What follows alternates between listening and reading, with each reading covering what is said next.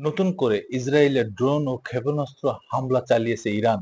সরকারি সংবাদ মাধ্যম আইআরএন জানিয়েছে, একযোগে চালানো এই হাইব্রিড হামলার লক্ষ্য ছিল ইরানের বিভিন্ন শহর। ইসরায়েলের গুরুত্বপূর্ণ শহর হাইফা, টাইউট এবং গ্যালালি এলাকায় ক্ষেপণাস্ত্র প্রতিহতের চেষ্টা চালায় আকাশ প্রতিরক্ষা বাহিনী। এরই মধ্যে ইসরায়েলের সর্বোচ্চ সতর্কতা জারি করে মন্ত্রিসভার বৈঠক অনুষ্ঠিত হয়েছে। নাগরিকদের আশ্রয় কেন্দ্রের কাছে থাকতে বলা হয়েছে। এর আগে ইরান অপারেশন টু প্রমিস 3 নামে 150-র বেশি স্থানে ক্ষেপণাস্ত্র ছুড়েছিল। হাইফা বন্দর, প্রতিরক্ষা মন্ত্রণালয়, বিমান ঘাঁটি, অর্থনৈতিক কেন্দ্র সবকিছুই ছিল লক্ষ্যবস্তু। এর জবাবে ইরানের দক্ষিণ বুশেহর প্রদেশের সাউথ পার্ক গ্যাস ক্ষেত্র ও ফজরজাম রিফাইনিং কোম্পানিতে ড্রোন হামলা চালায় ইসরায়েল।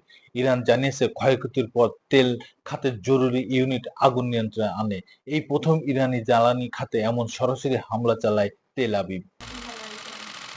পরিস্থিতি নিয়ন্ত্রণে আনতে আন্তর্জাতিক কূটনৈতিক তৎপরতা শুরু হয়েছে। মার্কিন প্রেসিডেন্ট ডোনাল্ড ট্রাম্প ও রুশ প্রেসিডেন্ট পুতিন একযোগে যুদ্ধবন্ধের আহ্বান জানান। 50 মিনিট ফোনালাপে পুতিন ইসরায়েল হামলার নিন্দা করেন। ট্রাম্প জানান, তিনি ও পুতিন দুজনেই ইসরায়েল হামলা বন্ধের আহ্বান জানিয়েছেন। মধ্যপ্রাচ্যের দেশগুলো একে একে প্রতিক্রিয়া জানিয়েছে। সৌদি যুবরাজ মোহাম্মদ বিন সালমানকে ফোনে ইরানি প্রেসিডেন্ট বলেন, তিনি শান্তি চান, কিন্তু ইসরায়েল সবকিছু নষ্ট করে দিচ্ছে। কাতারের আমির ইসরায়েল নিন্দা জানিয়ে বলেন, এটি আন্তর্জাতিক আইনের সুস্পষ্ট লঙ্ঘন।